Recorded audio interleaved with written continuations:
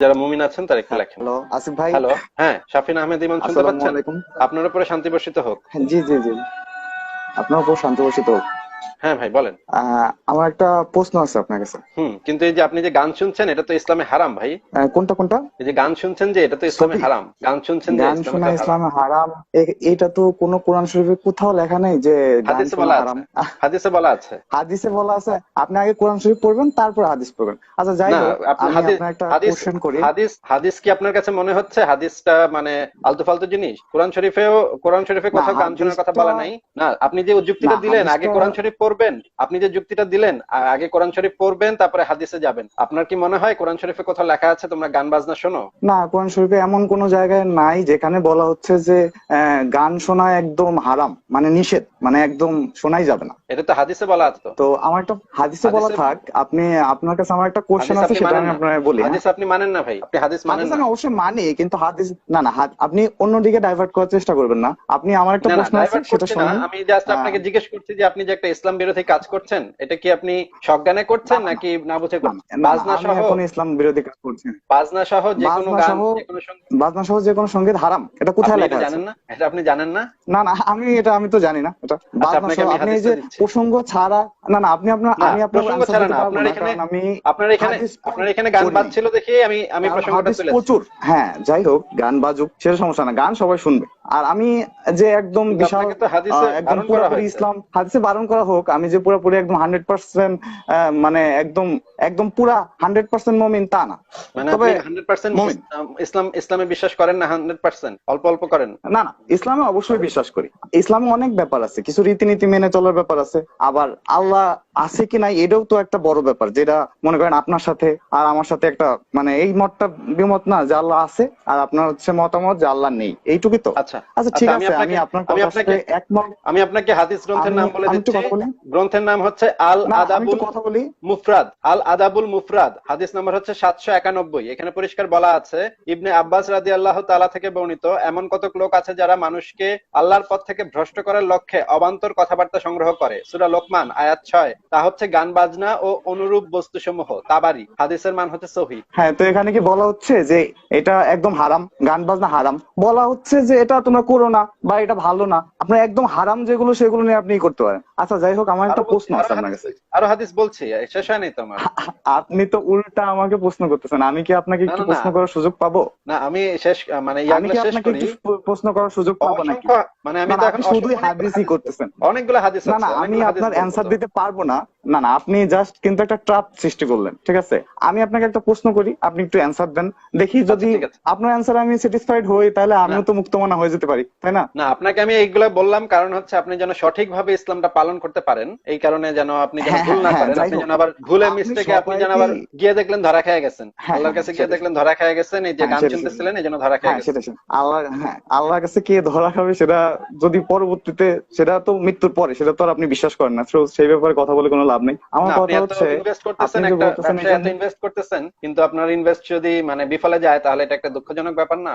হ্যাঁ তা অবশ্য ঠিক, ইনভেস্ট যদি বিফলে যায়। আসল কথা হচ্ছে যে আমাদের, ধরে নিলাম আপনি ভাবতেছেন যে আল্লাহ নেই, বা মানুষ এগুলো আস্তে আস্তে অনেক বছর ধরে অনেক কুসংস্কার নিয়ে নিয়ে আস্তে আস্তে, এটাই তো, মানে আস্তে আস্তে ধর্মগুলো তৈরি করছে, মানে একটা পলিটিক্স এর মতো। তারা নিজেদের স্বার্থের কারণে, নিজেদের ক্ষমতার কারণে, বা নিজেরা যাতে সবাইকে ইউজ করতে পারে সেই জন্যই করছে, এটাই তো আপনার ধারণা। একমত নাকি? আপনি কি আমার কথা শুনতে পাচ্ছেন? হ্যাঁ শুনতে পাচ্ছি, আপনি শেষ করেন তারপর আমি বলি। হ্যাঁ যাই হোক, তো আপনার ধারণা যাই হোক, আপনার উপরে আমি একটা প্রশ্ন করি যে মানে কোনটা ভালো পৃথিবীতে মানুষের জন্য আর কোনটা খারাপ, এইটা আপনি কোথায় পাবেন? পৃথিবীতে মানুষের জন্য কোনটা ভালো আর কোনটা খারাপ, এটা একজন মুক্তমনা হয়ে এটা আপনি কোথা থেকে বের করবেন? মনে করেন আল্লাহ নাই, আপনি তো মানে এটা, আপনি তো এটা বিশ্বাস করেন যে আসলে পৃথিবীর বাইরে আসলে কেউ নাই, আর মানুষ আচ্ছা, এরা তো ন্যাচারাল, এরা আচ্ছা আসছে ঠিক আছে, পৃথিবীতে ঠিক আছে, এই যে ঠিক আছে, ঠিক আছে, ডারউইনের এখন আমি মতবাদ উত্তর দিন, অনুসারে। হ্যাঁ উত্তর দিন। আচ্ছা হ্যাঁ ধরেন উত্তর, আপনি হ্যাঁ। রাস্তা দিয়ে যাচ্ছিলেন, দেখলেন একটা লোক মানে অ্যাক্সিডেন্ট করেছে। ভালোটা আপনি কিভাবে একটু একটু, হ্যাঁ একটু হ্যাঁ বলছি, শোনেন, একটু মন দিয়ে শোনেন। রাস্তায় একটা লোক অ্যাক্সিডেন্ট করেছে এবং আরেকটা লোক সে গাড়ি থামিয়ে সেই অ্যাক্সিডেন্ট করা লোকটাকে কাঁধে নিয়ে দৌড়ে দৌড়ে হাসপাতালের দিকে যাচ্ছে, দৌড়ে হ্যাঁ দৌড়ে গেল। অনেক পরিশ্রম করে অনেক চেষ্টা করে সেই যে লোকটা অ্যাক্সিডেন্ট করলো সেই লোকটাকে রক্ষা করলো। এখন যেই লোকটা রক্ষা করলো, করলো। যেই লোকটা রক্ষা করেছে, হ্যাঁ। আপনি জানেন না যে তার ধর্মটা কি, সে কোন ধর্মের লোক, এটা আপনার হ্যাঁ জানা নাই। জানি না, সে মানুষ, এটুকুই আমার জন্য যথেষ্ট যে সে একটা মানুষ, একটা প্রাণী। এটা একটা বিড়াল হলো বা পাখি হলো। আপনি একটু কথা আচ্ছা শোনেন আগে। সরি এখন আপনি তো জানেন না যে এই লোকটা কি, এই লোকটা আস্তিক নাকি নাস্তিক, ধার্মিক নাকি অধার্মিক, মুসলমান নাকি ইহুদি নাকি হিন্দু, কিছুই আপনি জানেন না। এমনও হতে পারে সে আফ্রিকার কোন একটা পুঙ্গা পুঙ্গা নামক দেবতার পূজা করে, এরকমও হতে পারে, তাই না? হ্যাঁ হ্যাঁ করলো। হ্যাঁ এখন আমাদের আপনি- ইন্ডিয়াতে দেখেন না কত মানুষ হিন্দু হ্যাঁ, আছে, বুঝেছি, তাই বলে কি আমরা বুঝেছি, তাদেরকে মানুষ বুঝেছি, মানেই এখন- আমাদের হ্যাঁ তাদের হ্যাঁ, আমি জন্য কাজ করতে হবে। বুঝতে পেরেছি। এখন এই লোকটা যে কি ভালো নাকি মন্দ, আপনার কি মনে হয়? আমি আমার দিক থেকে সবসময় তাকে, আমি যাকে দেখতেছি তার যার সম্বন্ধে জানি না, তাকে আমি ভালোই ধরে নেবো। কারণ আমি ভালো ভালো ধরে যদি নেবেন? যদি নিজের কাছে ভালো থাকে, আমি তো এখনো জানি না ভালো ধরে নেবেন? যে ভালো সে ধরে আসলে নেবেন কি কেন? ভালো কি ভালো না। কারণ আমি মনে করবো যে সবাই ভালো, যতক্ষণ পর্যন্ত কেউ আমার ক্ষতি না করতেছে ততক্ষণ পর্যন্ত আমি ধরে নেবো এই যে ধারণাটা সে এই মানুষটা ভালো, ধারণাটা সে আপনি ক্ষতি কোথা থেকে পেয়েছেন? এই ধারণাটা আপনি কোথা থেকে পেয়েছেন? এইটা একটা সাধারণ লজিক যে মানে মানুষ তো জানে যে সাপে মানুষকে কামড়ায়, সেই জন্যই মানুষ সাপকে ভয় পায় এবং সাপ দেখলে মেরে ফেলে। কিন্তু মানুষ জানে যে যেটা শান্তপ্রিয় প্রাণী সেটাকে মানুষ মারে না। আচ্ছা, এটা তো আমি সাধারণ জানি লজিক, এটা কোথায় পাওয়া এটা না? সাধারণ লজিক। হ্যাঁ, আমিও হ্যাঁ, জানি এটা, যে এটা সাধারণ লজিক। আপনি যে আপনার সাধারণ কমন সেন্স ব্যবহার করছেন, আপনার কমন সেন্স ব্যবহার করছেন এবং আপনার বুদ্ধি বিবেচনা হ্যাঁ, এগুলা ব্যবহার করে জানছেন। আপনি যেহেতু এখন মুক্ত মনা, সেহেতু আপনার কাছে বলার প্রশ্নই রাখে না যে হ্যাঁ, সাধারণ বলার লজিক প্রশ্ন তো আসছে না। অনেক আচ্ছা, আপনার খুবই strong। ভালো কথা, খুবই ভালো কথা বলেছেন, খুবই ভালো কথা বলেছেন। এখন আপনি কি এই লোকটা ভালো নাকি মন্দ এটা বিচার বিবেচনার জন্য কোরআন এবং হাদিসের সহায়তা নেবেন? বাসায় গিয়ে কোরআন এবং হাদিস খুলে দেখবেন যে এই বিষয়ে কি বলা আছে, এই লোকটা ভালো নাকি মন্দ? নাকি আপনি এমনি এমনি বুঝবেন যে যেহেতু আমি শেষ করি, আমি শেষের আগে আপনি কথা বলেন না, নাকি আপনি এমনি এমনিতেই বুঝবেন যে এই যে লোকটাকে আমি নিজের চোখে দেখলাম, একটা আহত লোককে কোলে নিয়ে সে দৌড়ায় দৌড়ায় হাসপাতালে গেল অনেক পরিশ্রম করে, এবং তারপর আবার হাসপাতালে নিয়ে সেই লোকটাকে রক্ত দিল, রক্ত দিয়ে আবার জীবন বাঁচালো, এই কাজটা অনেক ভালো কাজ বলে আপনার মনে হ্যাঁ হয়েছে? এখন কি হ্যাঁ আপনি হ্যাঁ কোরআন হ্যাঁ হাদিস অনেক পড়ে ভালো এই একটা জিনিসটা কাজ করলো। বুঝবেন, নাকি কোরআন হাদিস পড়ে এই জিনিসটা বুঝবেন, নাকি আপনি নিজে নিজেই বুঝবেন? আপনার ভিতরে যে মানবিক বোধ হ্যাঁ আছে, নিজে। আপনার ভিতরে যে মমতা আছে, ভালোবাসা আছে, সেই জিনিসগুলো দিয়ে বুঝবেন। আচ্ছা, তা আপনি যদি একজন সত্যি লজিকার মানুষ হন তাহলে মনে করেন আপনি বুঝলেন যে এটা ভালো। এছাড়াও পৃথিবীতে আচ্ছা, আরো লক্ষ না না, লক্ষ কোটি কোটি জিনিস আছে যেগুলো ভালো কি ভালো না সেটা আপনি কিভাবে বুঝবেন? একটু শেষ করি। হ্যাঁ। এখন আপনি দেখা গেল যে সেই লোকটার সাথে আপনি কথা বলতে গেলেন এবং কথা বলার মাঝখানে সেই লোকটা আপনাকে বলল সেই লোকটা হচ্ছে একজন ইহুদি।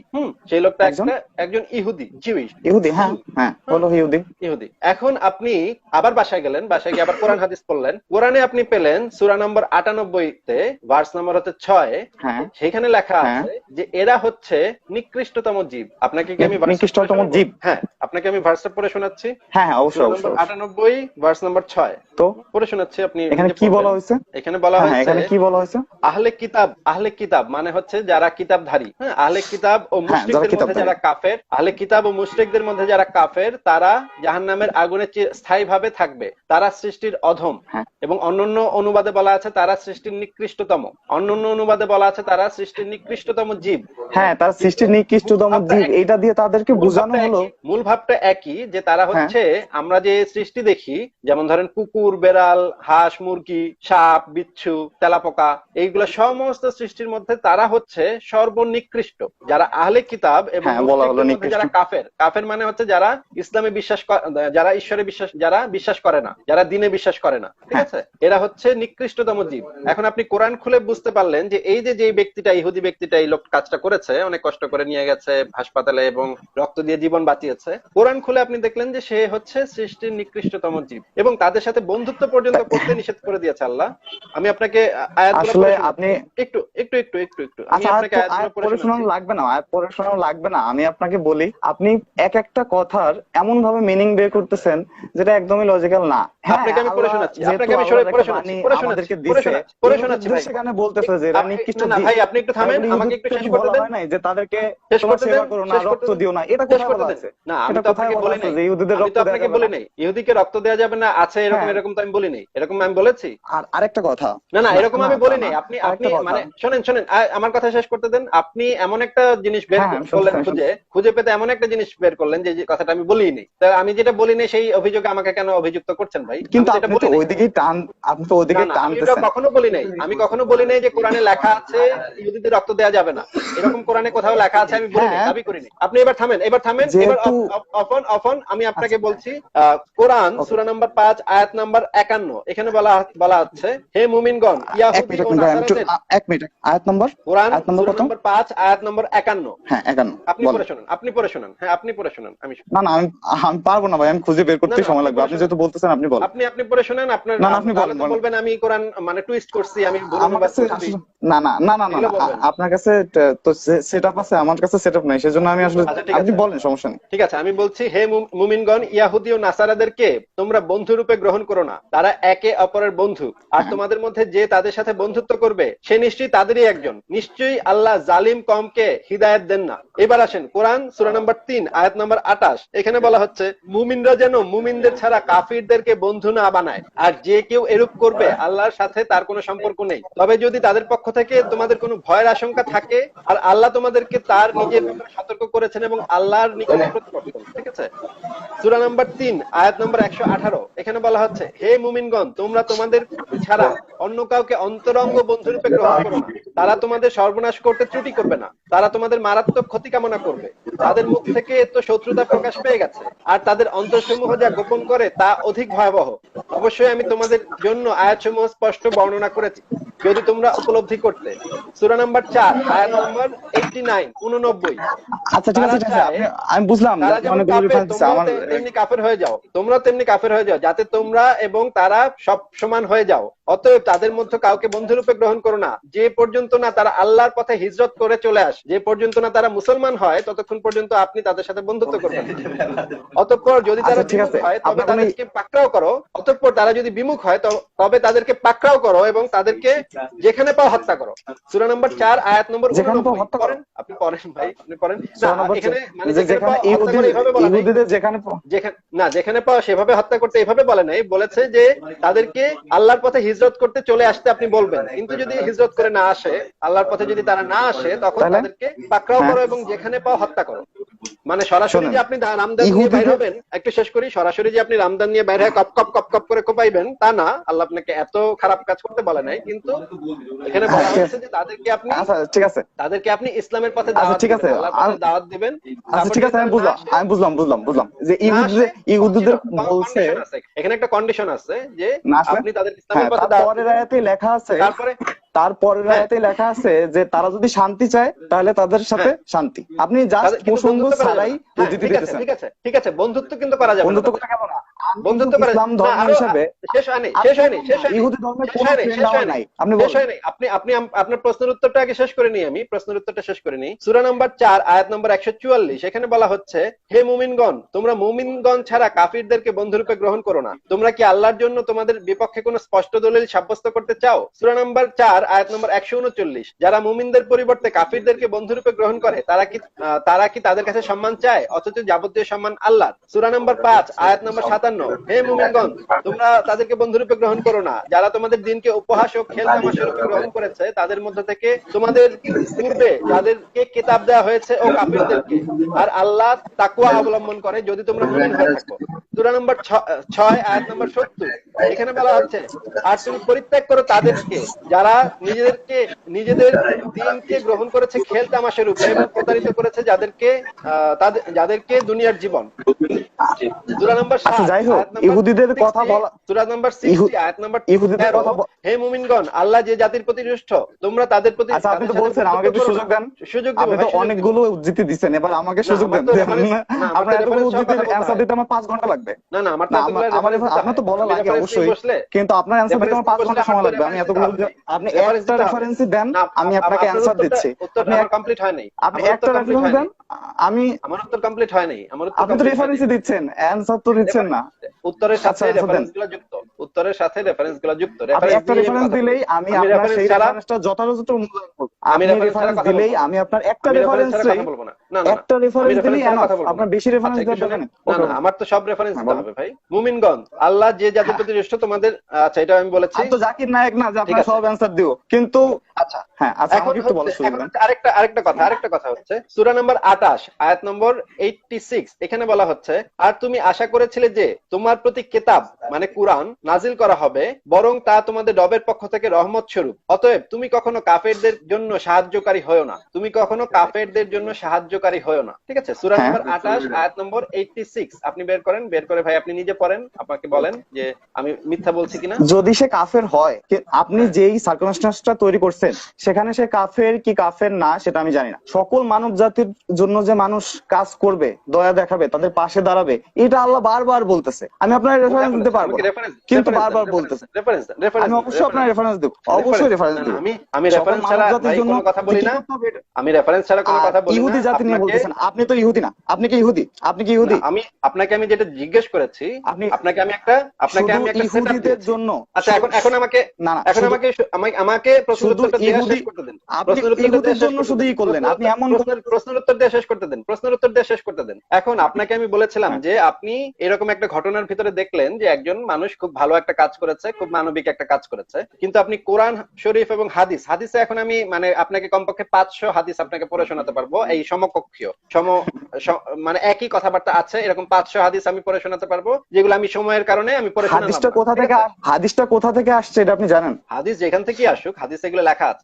আপনি যতটুকু হাদিস জানেন তার থেকে অনেক বেশি আমি জানি। হাদিস কি আল্লাহর বাণী? হাদিস শুনেন ভাই, আমি কতটুকু জানি এই প্রশ্নটা আপনি অন্তত করেন না আমার সাথে। একটু শুনেন। আমি কতটুকু জানি অন্তত আমার সাথে এই ধরনের পণ্ডিতি না করাটা ভালো হবে। কারণ হচ্ছে আমি কোরআন হাদিস আপনার থেকে পণ্ডিতি আপনি করতেছেন, আপনি শুধু উদ্ধৃতি দিচ্ছেন। অনেক দূর বেশি জানি। একটু শুনেন, শেষ করেন। আপনি যে আমাকে বলেন আপনি কি জানেন হাদিস মানে কি? ভাই আমি হাদিস মানে জানি না, এটা কি আপনার মনে হয়? সিরিয়াসলি আপনার মনে হয় যে আমি শুধু আপনি হাদিসের উদ্ধৃতি দেন কেন? আপনি কোরআন শরীফের উদ্ধৃতি দেন। ও মা, এতক্ষণ আমি কি দিলাম? আপনি প্রসঙ্গ ছাড়া প্রত্যেকটা উদ্ধৃতি প্রসঙ্গ ছাড়া দিবেন। এতক্ষণ আমি কি দিয়েছি? একটা সূরার মেইন টপিকে কি বলছে, একটা সূরার মেইন টপিকে কি বলছে সেটা আপনাকে বুঝতে হবে। আমি কি এতক্ষণ কোরআন থেকে উদ্ধৃতি দিয়েছি নাকি হাদিস থেকে দিয়েছি নাকি কাঠমোল্লাদের লেখা বই থেকে দিয়েছি? আপনি যে বললেন আমি কোরআন থেকে দেইনি, আপনি যে বললেন, আপনি মাত্র বলেছেন আমি কোরআন থেকে দেই নাই। এখন আমি হাদিস, আমি আপনাকে বলেছি যে এখন আমি এই যে কোরআনের আয়াতগুলো শেষ হলো, আপনি বলেছেন। আচ্ছা যাই হোক, এখন আমি আপনাকে 500 থেকে 700 এই একই রকমের হাদিস দিতে পারবো। আমি আপনার হাদিস শুনবো না, আমি আপনার হাদিস শুনবো না, শোনেন, আমি আপনাকে বলি, আপনি এই যে ছোট ছোট প্রসঙ্গ ছাড়া উদ্ধৃতি দিচ্ছেন, যেমন একটা জায়গা আছে যেখানে বলতেছে যে মসজিদের যেখানে পাও ধরে মেরে ফেলবেন, তারপর আপনাকে আমি দিব, তারপর আপনাকে আমি ফ্লোর দিব। আমার কথা শেষ করতে দেন, তারপর আমি আপনাকে ফ্লোর দিব।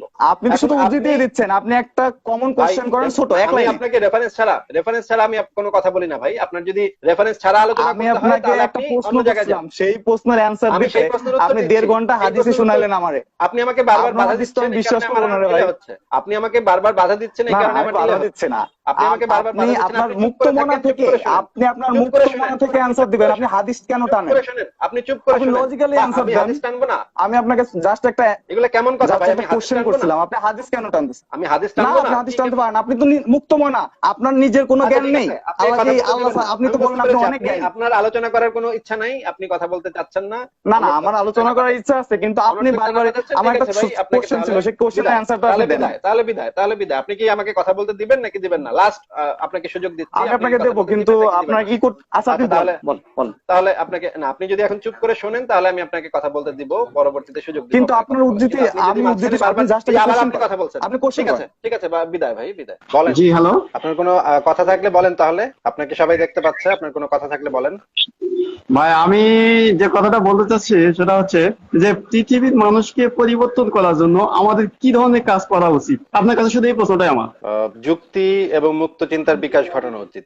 এবং কি কি কাজ করলে, ঠিক আছে আপনার কথা, মানে কি ধরনের কাজগুলো করলে এগুলো বিকাশ ঘটানো সম্ভব? আচ্ছা, এই যে ধরেন লেখালেখি বা কথা বলা, আলাপ আলোচনা করা, এগুলো করলে এগুলো দিয়েই হবে কাজ। আর এগুলোর মাধ্যমে কি পৃথিবীকে এগিয়ে নিয়ে যাওয়া সম্ভব, মানে মনুষ্য পরিবেশটাকে এগিয়ে নিয়ে যাওয়া সম্ভব? হ্যাঁ, এভাবেই সম্ভব। কারণ আমাদের যারা আগের কালের যারা সমাজ সংস্কারক ছিলেন তারাও একইভাবে কাজ করেছেন, বই লিখেছেন, কবিতা লিখেছেন, সাহিত্য রচনা করেছেন, কথা বলেছেন, আলাপ করেছেন, যুক্তিতর্ক উপস্থাপন করেছেন। এভাবেই সমাজ পরিবর্তন হয়। ঠিক আছে। আর এই ক্ষেত্রে আপনি কি ধরনের পদক্ষেপ নিচ্ছেন? এই যে আমি লাইভ করছি, লেখালেখি করছি, লাইভ করছি, এইটুকুই। আচ্ছা, এটাকে কি কাজে রূপদান করা যায়?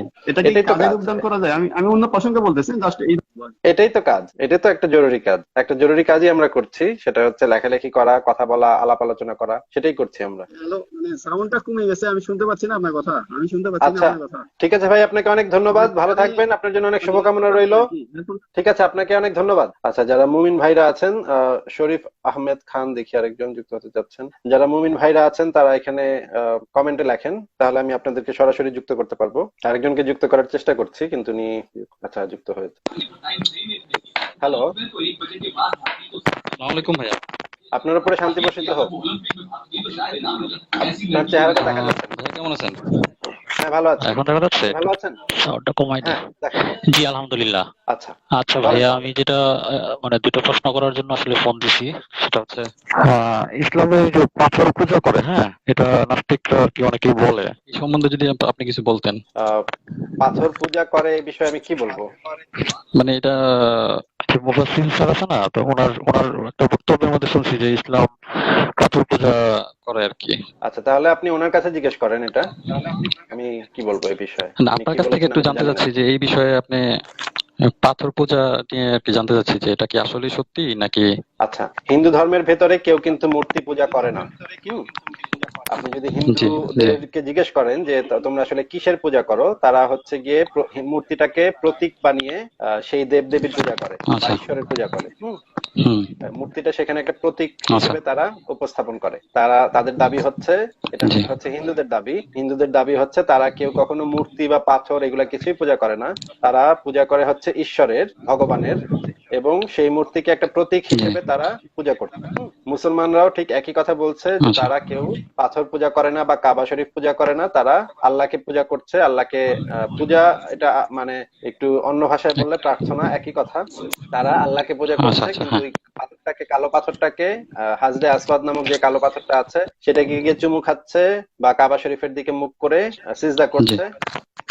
কিন্তু তারা আসলে আল্লাহকে সিজদা আচ্ছা। করছে, কিন্তু ওই কাবা শরীফটাকে একটা প্রতীক হিসেবে বিবেচনা করে সেই কাবা শরীফের দিকে মুখ করে হুম। সিজদা যে এই দুইটা কথাই হচ্ছে আচ্ছা, আচ্ছা, একই আর যে রকমের কথা, কিন্তু একটু ভিন্ন ভাবে বলার। হ্যাঁ, আচ্ছা, আচ্ছা, মক্কাতে যে পাথরটা আছে, হ্যাঁ, ওই পাথরটা যে চুমা দেয়, ওই পাথরের অস্তিত্ব মানে কোত্থেকে আসছে, এই বিষয়ে কি আপনার কোনো জ্ঞান আছে কি, বলতে পারবেন কিছু? ওই পাথরটা মানে আমাদেরকে যদি পরীক্ষা করতে দেয়া হতো, তাহলে আমরা পরীক্ষা করে দেখতে পারতাম ওই জি। পাথরটা কোথা থেকে এসেছে, কিন্তু পাথরটা পরীক্ষা করতে দেয়া হয় না।